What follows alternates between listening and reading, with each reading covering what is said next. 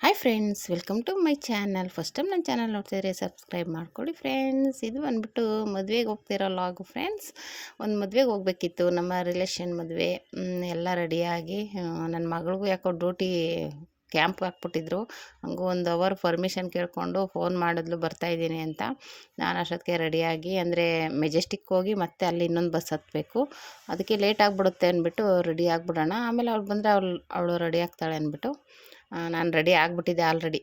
ಬೇಗ ಬೇಗನೆ ರೆಡಿ ಆಗಿಬಿಟ್ಟು ವೆಯ್ಟ್ ಮಾಡ್ತಿದ್ದೆ ನೋಡಿ. ಆಮೇಲೆ ಬಂದಳು ನಮ್ಮ ತಂಗಿ ಮಗಳು ಬಂದು ಅವರಿಬ್ಬರಿಗೂ ಸ್ಟೆಪ್ ಜಡೆ ನಾನೇ ಹಾಕಿದೆ, ಸಾಗರ್ ಜಡೆ ಇಬ್ರಿಗೂ ಹಾಕ್ಬಿಟ್ಟು ಆಮೇಲೆ ಇಬ್ಬರು ರೆಡಿ ಮಾಡ್ಕೋತಾ ಇದ್ದಾರೆ ನೋಡಿ. ಆಮೇಲೆ ರೆಡಿ ಮಾಡಿಕೊಂಡ್ರು. ಆಮೇಲೆ ಅವರೆಲ್ಲ ರೆಡಿಯಾಗಿ ನಮ್ಮ ಚಿಕ್ಕಮ್ಮ, ನಮ್ಮ ಅಣ್ಣ ಮತ್ತು ನಮ್ಮ ತಂಗಿಯವರೆಲ್ಲ ಬಂದರು.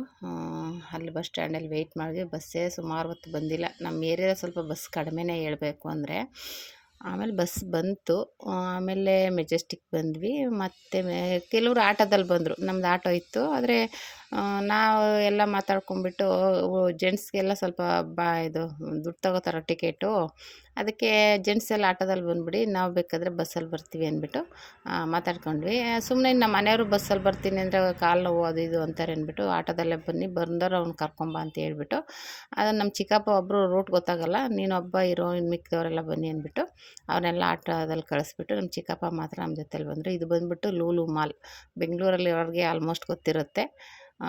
ಲೂಲು ಮಾಲ್ ಸುಮಾರು ಜನ ಅದು ನೋಡೋಕ್ಕೆ ಅಂತಲೇ ಬರ್ತಾ ಇರ್ತಾರೆ. ನಾವು ಹೋಗೋ ರೋಡಲ್ಲಿ ಸಿಕ್ತು. ಮೆಜೆಸ್ಟಿಕ್ ಹತ್ತತ್ರ ಇರುವಂಥದ್ದು ಲೂಲು ಮಾಲ್. ಓಕೆನಾ? ಯಾರಾದರೂ ಹತ್ರದಲ್ಲಿದ್ದರೆ ಹೋಗಿ ಬನ್ನಿ. ನಾನು ಹೋಗಿಲ್ಲ ಇನ್ನೂ, ಈಚೆಗಡೆ ನೋಡ್ತಾ ಇರ್ತೀನಿ. ಬಂದ್ವಿ ಮೆಜೆಸ್ಟಿಕ್ಗೆ. ಇಲ್ಲೂ ಸ್ವಲ್ಪ ಆ ಕಡೆ ಈ ಕಡೆ ಓಡಾಡಿಕೊಂಡು ನೋಡಿದ್ವಿ. ಸ್ವಲ್ಪ ಬಸ್ಗಳು ನಮ್ಗೆ ಅಷ್ಟು ಗೊತ್ತಿರಲಿಲ್ಲ, ನಮ್ಮ ಚಿಕ್ಕಪ್ಪಂಗೆ ಗೊತ್ತು ಆ ರೂಟು. ಹಂಗಾಗಿ ಅವರು ಅಲ್ಲಿ ಇಲ್ಲಿ ಹೋಗಿ ಬರೋ ಅಷ್ಟರಲ್ಲಿ ನಾವು ಅಲ್ಲಿ ನಿಂತ್ಕೊಂಡು ವೆಯ್ಟ್ ಮಾಡಿಕೊಂಡು ಮಾತಾಡಿಕೊಂಡು ಕಾಯ್ತಾ ಇದ್ವಿ. ಅವ್ರು ಫೋನ್ ಮಾಡಿಬಿಟ್ಟು ನಾವು ಬಂದ್ವಿ ಛತ್ರದ ಹತ್ರ, ನೀವು ಎಲ್ಲಿದ್ದೀರಾ ಹಂಗೆ ಹಿಂಗೆ ಅಂತ ಆಲ್ರೆಡಿ ಫೋನ್ ಮಾಡಿ ಕೇಳ್ತಾಯಿದ್ರು. ಅಂದರೆ ಗೊತ್ತಾಗಲಿಲ್ಲ ಅಂದರೆ ಬಸ್ ಸ್ಟಾಪ್ ಹತ್ರ ಬರೋಣ ಅಂದ್ಬಿಟ್ಟು. ಆಲ್ರೆಡಿ ಹತ್ರನೇ ಇತ್ತು, ಬಸ್ ಸ್ಟಾಪ್ಗೇನು ದೂರ ಇರಲಿಲ್ಲ. ಆಮೇಲೆ ಸರಿ ಇಲ್ಲ ಬರ್ತಾಯಿದ್ದೀವಿ, ಈಗ ಮೆಜೆಸ್ಟಿಕ್ಕಲ್ಲಿದ್ದೀವಿ, ಬಸ್ ಹತ್ತಿದ್ದೀವಿ ಅಂತೆಲ್ಲ ಹೇಳಿ ಅವ್ರಿಗೆ ಹೇಳಿದ್ವಿ. ಅವ್ರು ಆಲ್ರೆಡಿ ರೀಚ್ ಆಗಿಬಿಟ್ಟಿದ್ರು. ಅವ್ರ ಹತ್ತತ್ರ ಅಂದರೆ ಆಟೋದಲ್ಲಲ್ವ, ಎಲ್ಲೂ ಟ್ರಾಫಿಕ್ ಇದ್ರೂ ಎಲ್ಲೂ ನಿಲ್ಸಂಗಿಲ್ವಲ್ಲ, ಮೂವ್ ಆಗಿದ್ದಾರೆ. ಬಸ್ ಆದರೆ ನಿಲ್ಸ್ಕೊಂಡು ಹೋಗುತ್ತಲ್ವ. ಹಾಗಾಗಿ ನಮ್ಮ ಚಿಕ್ಕಪ್ಪ ಎಲ್ಲೋ ಹೋಗಿದ್ರು, ಅದಕ್ಕೆ ಬರಲಿ ಅಂದ್ಬಿಟ್ಟು ವೆಯ್ಟ್ ಮಾಡ್ತಾ ಇದ್ವಿ. ಎಲ್ಲ ನಿಂತ್ಕೊಂಡು ಅದು ಇದು ಮಾತಾಡಿಕೊಂಡು ನೋಡಿ ಮೆಜೆಸ್ಟಿಕ್ ಇದೇನೆ. ತುಂಬ ಯಾವ ಕಡೆ ನೋಡಿದ್ರು ಬಸ್ಗಳು, ಜನಗಳು, ಬಸ್ಗಳು, ಜನಗಳು ತುಂಬ.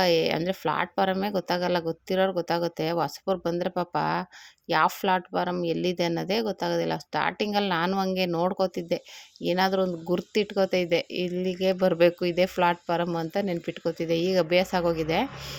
ಸ್ಟಾರ್ಟಿಂಗ್ ಬರಬೇಕಾದ್ರೆ ಓ ಇದೇನಾ ಅನ್ನೋ ಥರ ಗುರ್ತು ಮಾಡ್ಕೋತಿದ್ದೆ ನೋಡಿ. ಇವಾಗ ಅನ್ನಕ್ಕೂ ಬಂದ್ವಿ.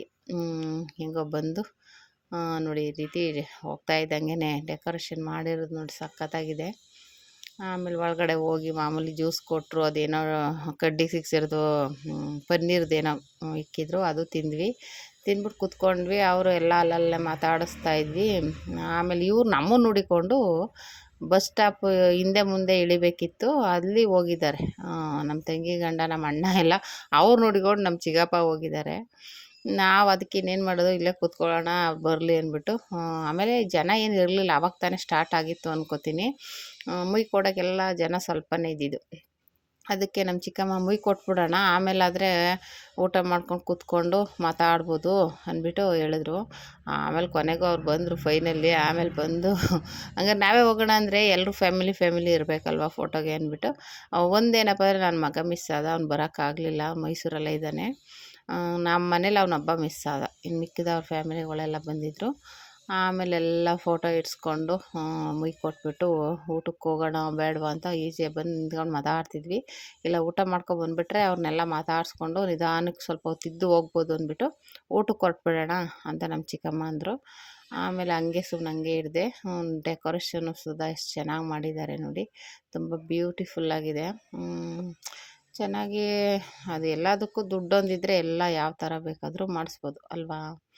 ಆಮೇಲೆ ಮತ್ತೆ ಊಟಕ್ಕೆ ಬಂದ್ವಿ. ಊಟನೂ ತುಂಬ ಚೆನ್ನಾಗಿ ಮಾಡಿಸಿದ್ರು ನೋಡಿ. ಎಲ್ಲ ಒಂದು ಲೈನಲ್ಲೇ ಕೂತಿದ್ದೀವಿ, ಅದರ ಆ ಕಡೆ ಈ ಕಡೆ ಫುಲ್ಲು ಮಾಮೂಲಿ ಸ್ವೀಟ್ ಅಂತೂ 2-3 ಥರ ಸ್ವೀಟು, 2-3 ಯಾಕೆ 3-4 ಥರ ಅಂದರೆ ವಿಶೇಷ ಒಂಥರ ಡಿಫ್ರೆಂಟಾಗಿ ಮಾಡಿಸಿದ್ರು ನೋಡಿ. ಇದೆಲ್ಲ ಇದು ಕುಂಬಳಕಾಯಿ ಹಲ್ವಾ ಅನ್ಕೋತೀನಿ, ಬೂದು ಕುಂಬಳಕಾಯಿ ಹಲ್ವಾ.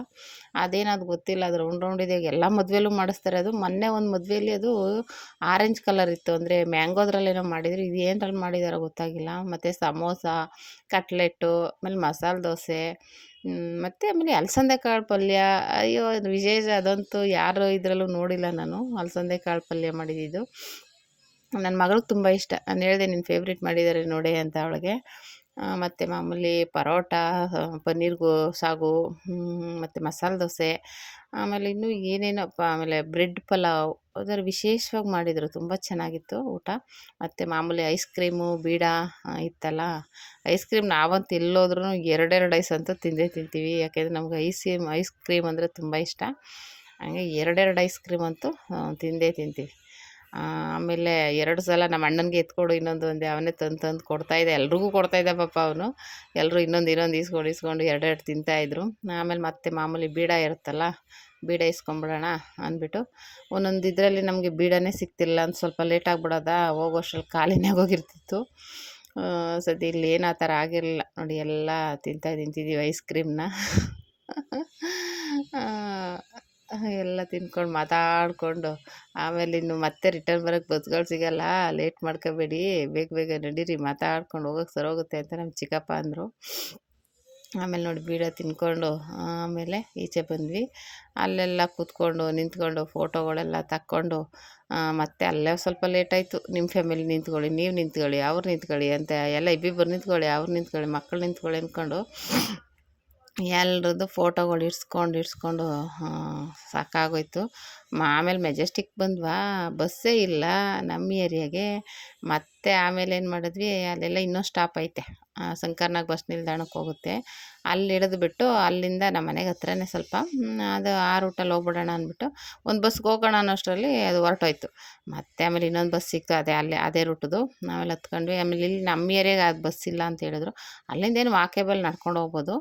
ಆಮೇಲೆ ಇವರೆಲ್ಲ ಆಟೋದಲ್ಲಿ ಹೋಗಿದ್ರಲ್ಲ, ಹೋಗಿ ನಮ್ಮ ಮನೆಯವ್ರು ಆಟೋ ತೊಗೊಬಂದಿದ್ರು. ನಮ್ಮ ತಂಗಿಯವ್ರ ಗಂಡ ಗಾಡಿ, ನಮ್ಮ ಅಣ್ಣನೂ ಗಾಡಿ ತೊಗೊಬಂದಿದ್ರ.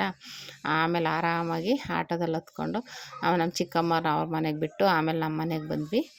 ಅವ್ರವ್ರ ಗಾಡೀಲಿ ಅವ್ರವರು ನಮ್ಮ ಅಣ್ಣ, ನಮ್ಮ ತಂಗಿಯವರೆಲ್ಲರೂ ಅವ್ರವ್ರ ಆ ಗಾಡೀಲಿ ಕರ್ಕೊಂಡೋದ್ರು.